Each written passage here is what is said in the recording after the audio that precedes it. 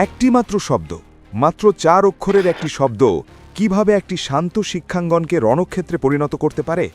কেন পুলিশের সামনেই ধারালো চাপাতিয়ান হকি স্টিক নিয়ে একে অপরের ওপর ঝাঁপিয়ে পড়ল দুই সহযোদ্ধা সংগঠন?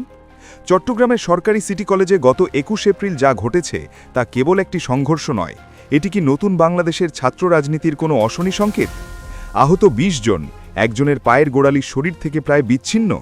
আর এই ঘটনার পর ছাত্রদলের রাজনীতি নিয়ে কি এমন বিস্ফোরক মন্তব্য করলেন ডাকসু ভিপি সাদিক কায়েম, যা মুহূর্তেই সোশ্যাল মিডিয়ায় ভাইরাল হয়েছে?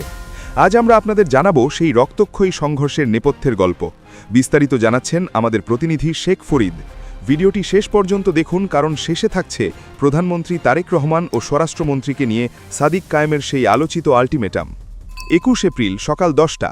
ক্যাম্পাস তখন সাধারণ শিক্ষার্থীদের পদচারণায় মুখর, কিন্তু গ্রাফিটি নিয়ে তর্কের জেরে শুরু হয় প্রথম দফার সংঘর্ষ। এরপর দুপুর গড়িয়ে বিকেল 4টে বাজতেই পরিস্থিতি নিয়ন্ত্রণের বাইরে চলে যায়। নিউ মার্কেট মোড় থেকে শিবিরের একটি মিছিল কলেজের দিকে এগোতেই হেলমেট পরা একদল সশস্ত্র যুবক তাদের ওপর চড়াও হয়। আমাদের প্রতিনিধি শেখ ফরিদের পাঠানো তথ্য অনুযায়ী পুলিশের উপস্থিতিতেই প্রকাশ্যে রামদা, হকি স্টিক এবং চাপাতি নিয়ে হামলা চালানো হয়। এই সংঘর্ষে আহত হন অন্তত 20 জন। এর মধ্যে সবচেয়ে ভয়াবহ অবস্থা ছিল আশরাফুল ইসলাম নামের এক শিবির কর্মীর। চাপাতির আঘাতে তার পায়ের গোড়ালি প্রায় বিচ্ছিন্ন হয়ে যায়। রণক্ষেত্রে পরিণত হয় সিটি কলেজ এলাকা। আতঙ্কে দোকানপাট ও যান চলাচল বন্ধ হয়ে যায়। কিন্তু প্রশ্ন উঠছে আইন শৃঙ্খলা রক্ষাকারী বাহিনীর ভূমিকা নিয়ে। কেন তখন তারা নীরব ছিল? এই ঘটনার পরদিন 22 এপ্রিল দুপুরে চট্টগ্রাম মেট্রোপলিটন পুলিশ কমিশনারকে স্মারকলিপি প্রদান করতে আসেন ডাকসু ভিপি সাদিক কায়েম।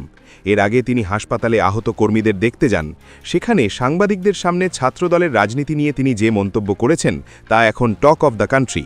সাদিক কায়েম সরাসরি ছাত্রদলকে জালেম হিসাবে আখ্যায়িত করেছেন। তিনি বলেন, যারা গত 16 বছর মজলুম ছিল তারা আজ জালেমে রূপান্তর হয়েছে। তিনি অভিযোগ করেন 93 পরবর্তী সেই পেশি শক্তির রাজনীতি আবারও ক্যাম্পাসে ফিরিয়ে আনার চেষ্টা চলছে।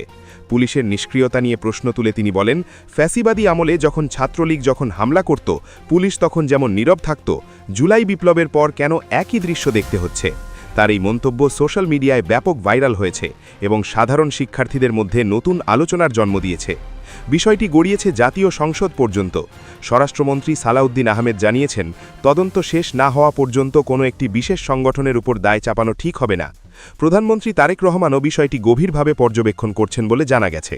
তবে সাদিক কায়েম সরাসরি প্রধানমন্ত্রী ও স্বরাষ্ট্রমন্ত্রীর উদ্দেশ্যে বলেছেন, চাপাতি নিয়ে ক্যাম্পাসে ঘুরবেন আর দায় মুক্তি পেয়ে যাবেন, তা আর জুলাইয়ের প্রজন্ম হতে দেবে না। ক্যাম্পাসে সন্ত্রাস বন্ধে তিনি তারেক রহমানের সুস্পষ্ট নির্দেশ দাবি করেছেন। চট্টগ্রাম সিটি কলেজের এই ঘটনা আমাদের চোখ আঙুল দিয়ে দেখিয়ে দিচ্ছে যে ছাত্র রাজনীতির সংজ্ঞায় পরিবর্তন আসা জরুরি। সহ অবস্থান না থাকলে ক্যাম্পাসে শিক্ষার পরিবেশ রক্ষা করা অসম্ভব। আপনারা কি মনে করেন, ছাত্রদলের এই গুপ্ত শব্দ লেখা কি রাজনৈতিক কৌশল নাকি নিছক উস্কানি? আর সাদিক কায়েমের মন্তব্য কি যৌক্তিক? আপনার মতামত কমেন্ট বক্সে জানান। দেশ ও বিদেশের সর্বশেষ সব খবরের আপডেট পেতে আমাদের চ্যানেলটি সাবস্ক্রাইব করে পাশে থাকা বেল আইকনটি বাজিয়ে দিন। বিস্তারিত নিউজটি নিয়ে সাথে ছিলাম আমি, আপনার নাম, এবং তথ্য সংগ্রহে ছিলেন শেখ ফরিদ। দেখা হবে পরবর্তী ভিডিওতে। ধন্যবাদ।